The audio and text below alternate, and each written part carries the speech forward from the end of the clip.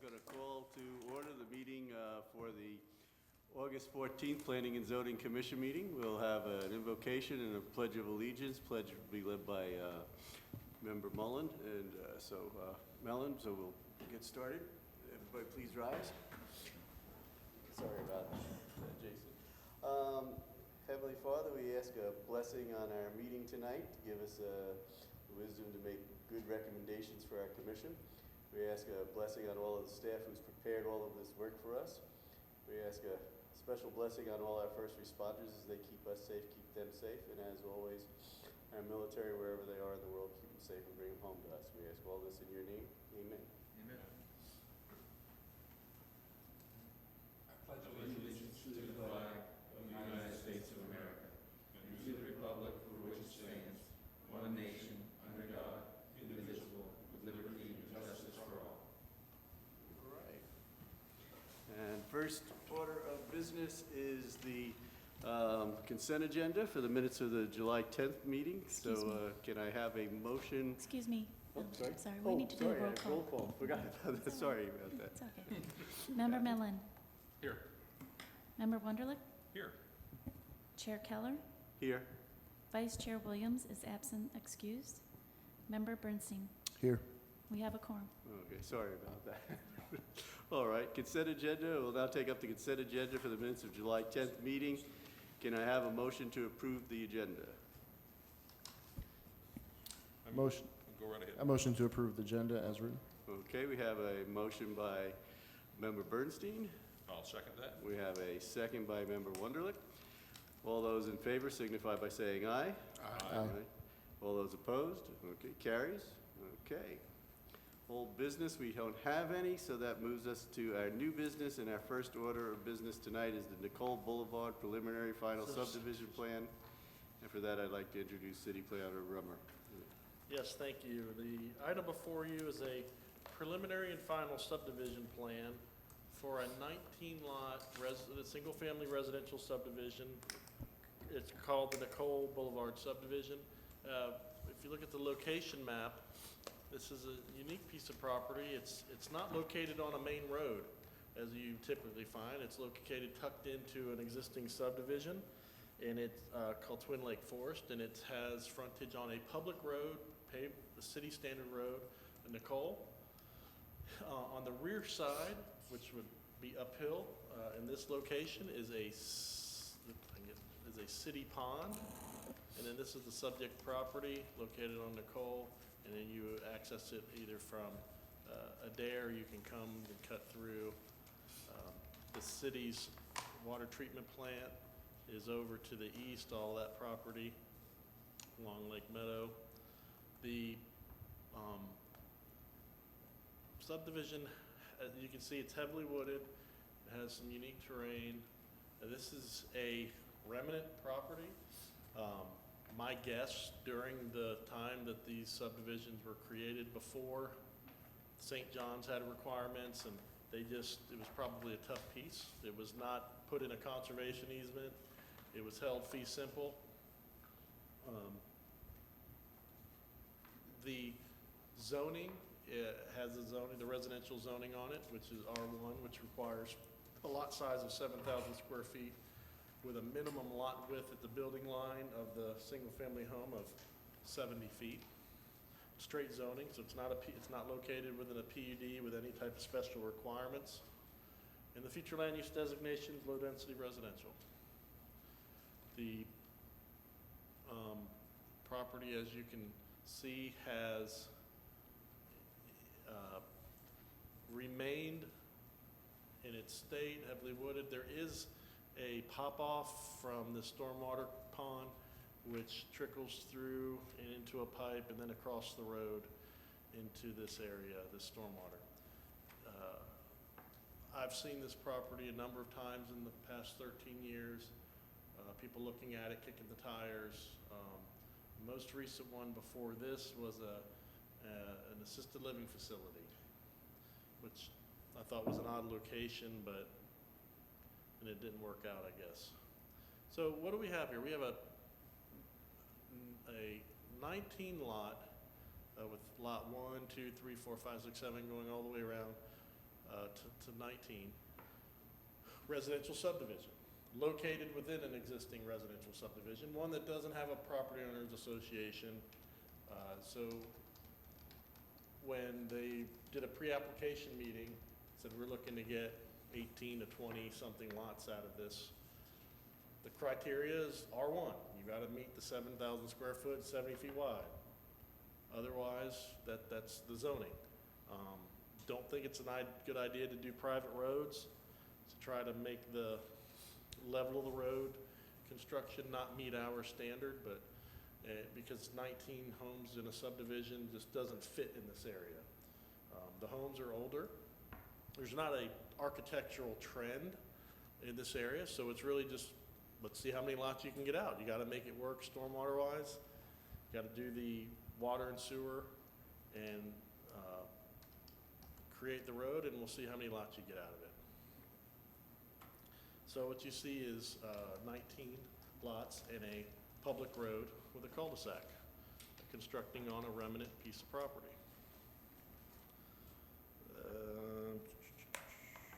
As I showed you in my staff report, there's a significant elevation change in the property from Nicole to this city stormwater pond, as you can see in the aerial. You can't tell it too good, but it's a city owned and maintained. There's no waivers being requested with this subdivision. It's going through the public hearing process. It's a major subdivision. It's over 12 lots. The stormwater retention is along this portion of Nicole Boulevard. They will provide, there are sidewalks, but we might have to extend some, or are the sidewalks out there? You're adding, so it'll connect where it was left off, so we'll have sidewalks. I indicated, and there's R1 zoning around it. The houses in the R1 zoning have a minimum living area of 1,600 square foot, so that's the only requirement with regards to the single-family homes. This is not being proposed by a builder at this time, so it's not Pulte or Beazer. It's somebody that's found a piece of property and was willing to make an investment to get it engineered, get it entitled. Don't know if he's going to sell it off lot by lot or sell it to somebody. Could potentially sell it to a builder.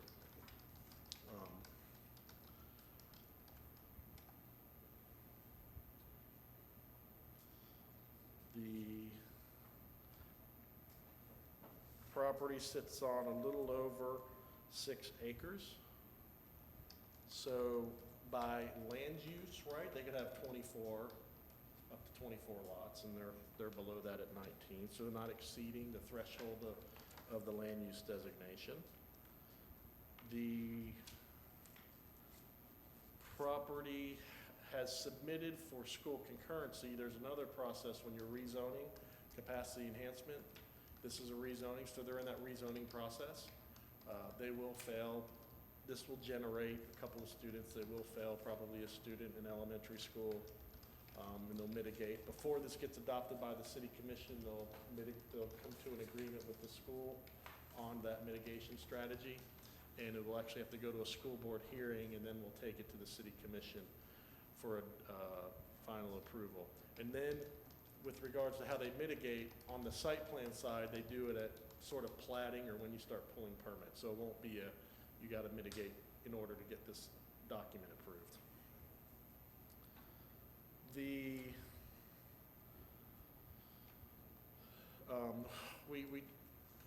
Because of the grade and the stormwater pond, stormwater requirements, we really did not want to have to, we really tried to work to not create a need for a homeowners association.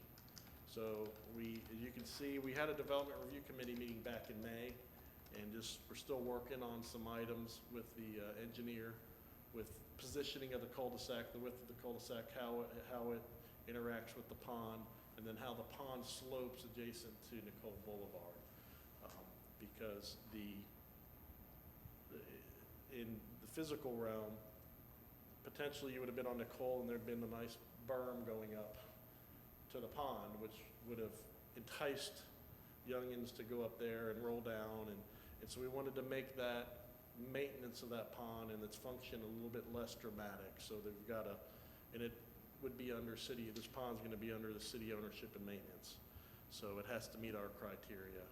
And so, after some work with the city engineer, we are bringing it forward. We've got all of our comments resolved.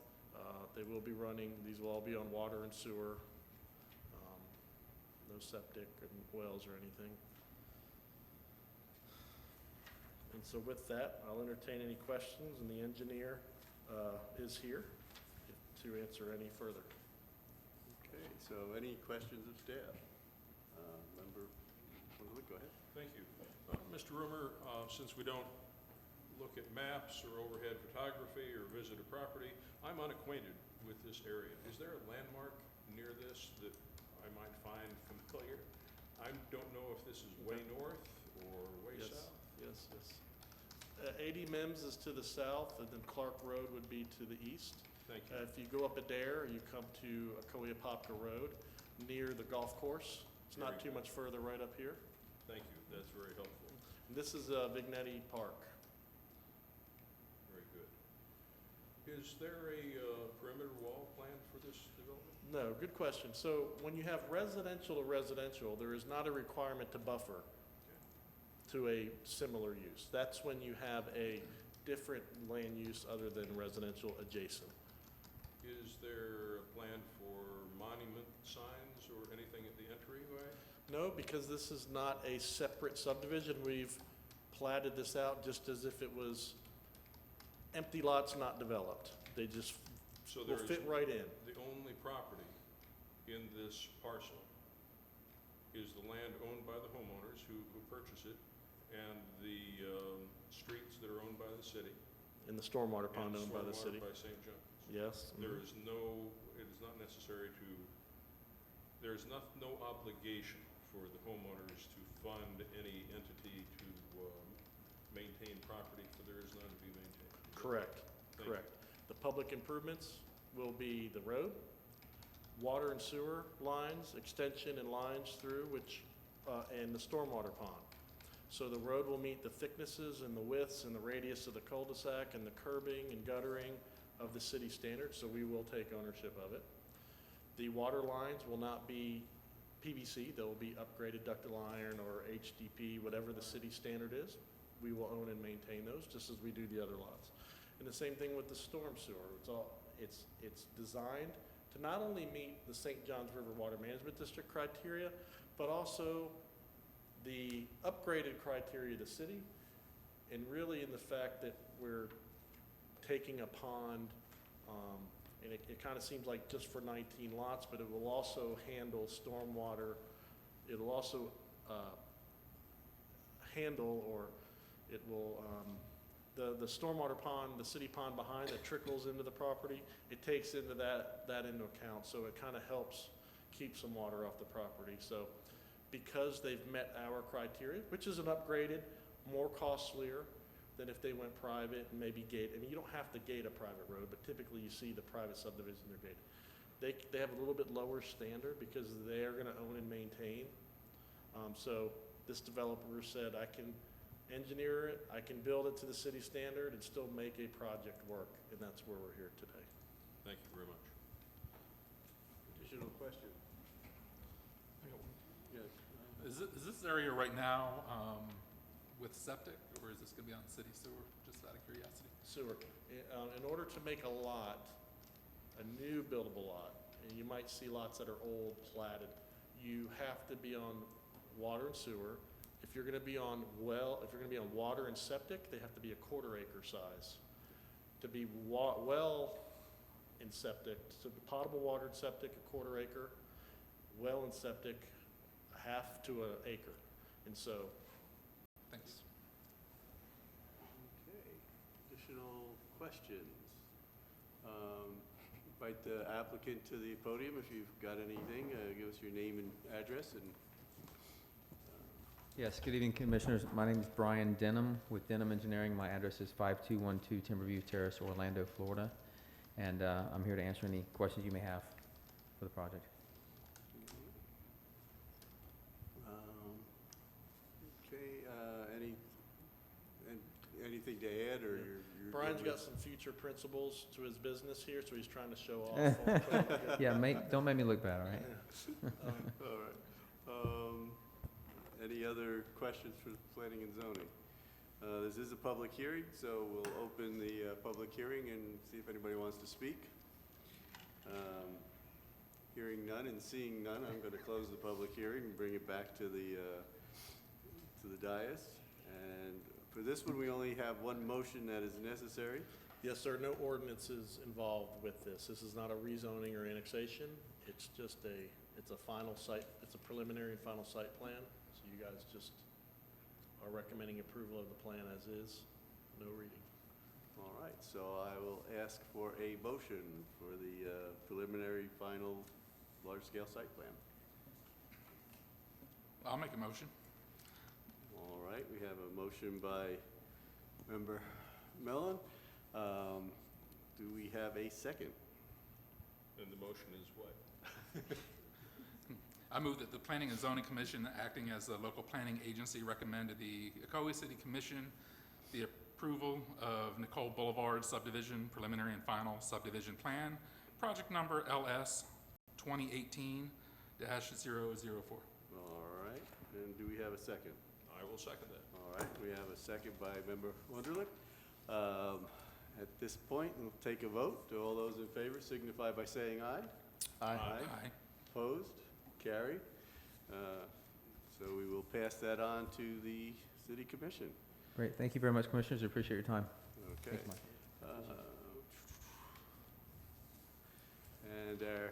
Thank you. And our next order of business is a Land Development Code text change amendment. And we'll turn it back over to you again there. Yeah, so again, Mike Rimmer, city planner. The item before you are, this kind of little background, our land development code has criteria mainly for pipe size, asphalt thickness, number of trees, thickness of asphalt, as I said, number of parking spaces. But there's some other criteria that we adopted. Initially, it was intended for the Highway 50 corridor. It was an overlay for Highway 50, and it went into some specific commercial and industrial standards that talks about colors of buildings, items that you can have for sale out front, to sort of not really engineering items.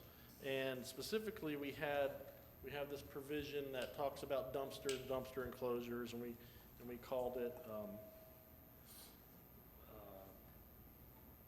storage containers. We didn't want dumpsters and stuff out in the parking lot. We wanted it to be in a enclosure. We wanted it kind of shielded from the parking lot and from Highway 50 because we were trying to beautify Highway 50. And those regulations were adopted citywide.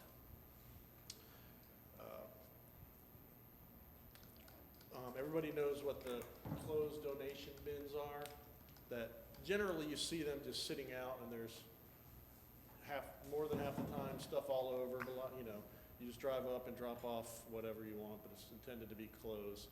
It's for a charity, and we've, as a city, when they've popped up on commercial properties, we've had them removed because we've held to this criteria, everything but the underline, no long-term, no storage containers will be on a parcel except fully screened or out of view from the parking in the road, and that's deterred them to a good sense. They're getting really more popular, and we've had a lot of chatter from groups and organizations that don't agree with our policy. We have one recently that was going a different direction, talking about how it affects freedom of speech. But when we looked at it, we recognized that the code didn't specifically say storage bins. And Orange County recently adopted an ordinance that discussed storage bins and trailers. So we wanted to just at least add that verbiage in so it's clear for people, so they can at least do a search on the computer under Muni Code and see that what criteria, it's not that they're not permitted, they're only permitted if they meet this kind of more stringent criteria. In order to do that, we needed to come up with a definition, and then you're starting to see these collection boxes show up on trailers, or pull up parts of trailers, so we included collection trailers. So we're amending the land development code, but nothing that you're gonna see that's gonna change the requirement of a 19-lot subdivision or a new site plan. It's this other stuff, shopping cart corral type of items. But it's in our land development code. It's a public process by law. We gotta adopt ordinances. So first thing we're doing is we're defining what a collection bin is. And a collection trailer.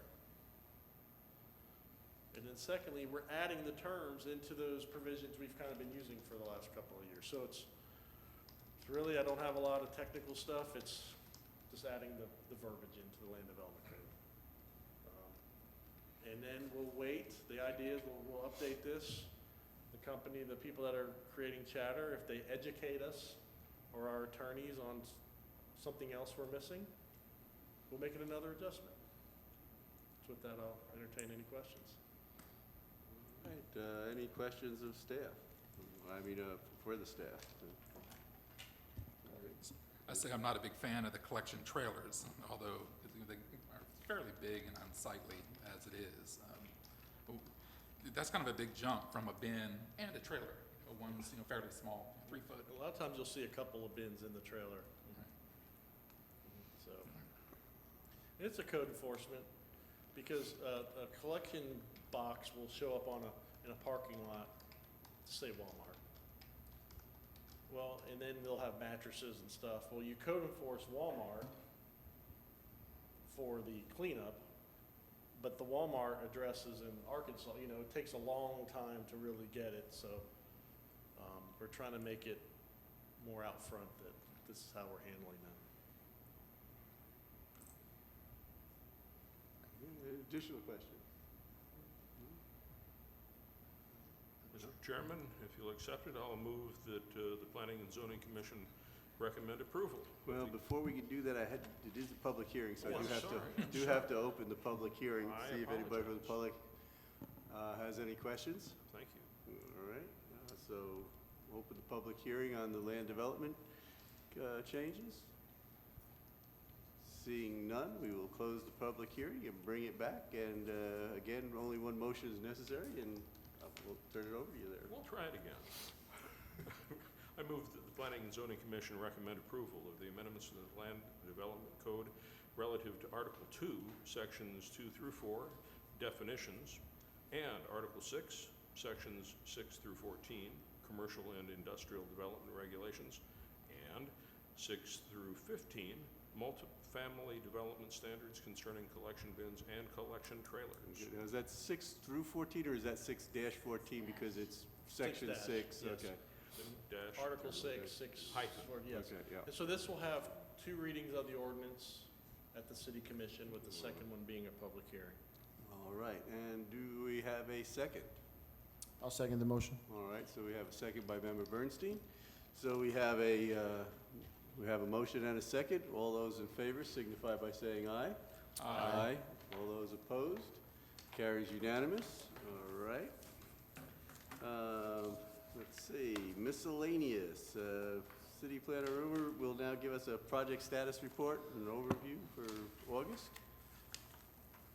Yes, we have, I plan we will have a September Planning and Zoning Commission meeting. We have a nice site we'll be bringing for you, at least one with a preliminary and final site plan. At that time, we'll also bring some staff introduced to you and give you an update on some items in the downtown and the community, the CRA, Community Redevelopment Area. You might have seen the Old Winter Garden Road has had a landscape refresh. That reminds me, Mr. Wunderlich, they have started on the roundabout. Boy, have they ever. But we've got a project on Roberson that the Araya, that is 55 and older that will be breaking ground soon, and an ALF next door to it. We've got a lot going on, and look forward to really giving you an update. After we update the commission on some things, we'll provide you an update as well. Thank you. All right. Any specific questions on development? Anything you've seen out there? Any news about where the hotel used to be? The plaza? Yes, well, you'll see they're doing Yes. work. They're building a stormwater pond for a site plan. They'll have two 14,000 square foot retail buildings up on the hard corner of McGuire and 50. That rest of that property is being cleared to help market it better, and there's a developer that has control of it. And we'll see. They're building a pond for the first phase retail, but that pond's really just temporary. Ideally, it moves somewhere else later on. So he's feverishly trying to put some deals together so he doesn't have to spend money twice, but. Very good. Thank you. All right, any other questions? Seeing none, can I have a motion to adjourn? I move that we adjourn. All right, is there a second? I'll second. Okay, a motion by Member Wunderlich, a second by Member Bernstein. All those in favor signify by saying aye. Aye. Opposed? Carried. We're adjourned. I got the motion correct. There you How go. about that?